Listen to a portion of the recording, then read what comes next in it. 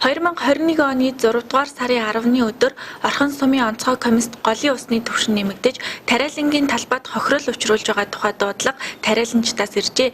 Энэ дагуу тус комиссийн 4 албан хаагч ажиллаж, голын усны түвшин тодорхойлоход 126 мм болж нэмэгдсэн байна. Шарын гол ерөө голын усны түвшин нэмэгдсэнтэй холбогдуулан 2 аж ахуйн нэгж байгууллага, 120 иргэний 540 га талбай, бэлчээрийн 405 га талбай үерт сүйдсэн юм.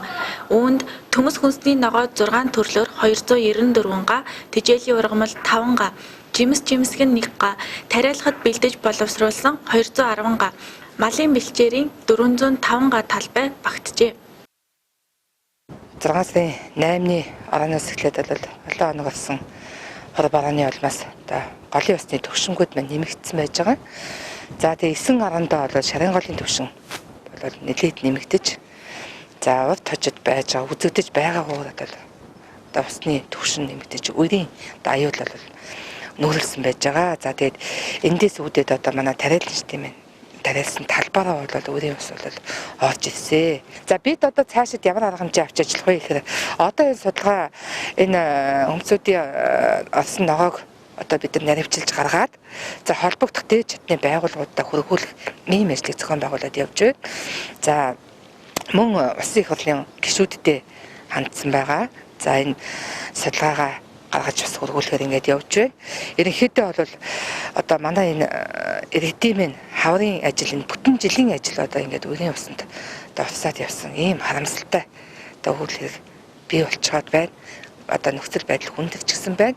Иргэд маань одоо жил болгон л банкнаас бол зээл авч ин одоо тариалтын ажлыг эхлүүлдэг.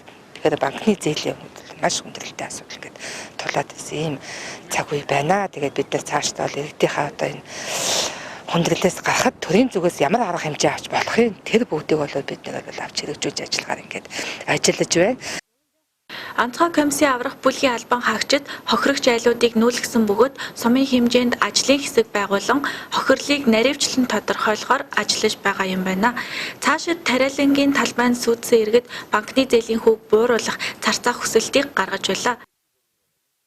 За манайх хувь хүн ерөнхийдөө нэг 15 газар сонгон тариалцсан байсан. Тэгэл одоо ерөнхийдөө бүгд үер давтагдсан. Тэгээд нэг гагаран газар өгөрцөө тариалцсан байсан. Бас нэг 7-8 гарч юм ловон тариалцсан байсан. Тэгэл ерөнхийдөө бүгд үер давтагдсан. Одоо энэ авар нэг 28 сая төгрөг хаан банкнаас зээл авсан байгаа. Тэгэл одоо энэ зээл мэйлийг бас нэг жоон хүмүүгэн ярих, зарцааж марцаах нэг төр засгаас нэг тиймэрхүү. Манайхан дээр бол нэг одоо 2 хүн одоо ерөнхийдөө байнгын ажиллаж байгаа.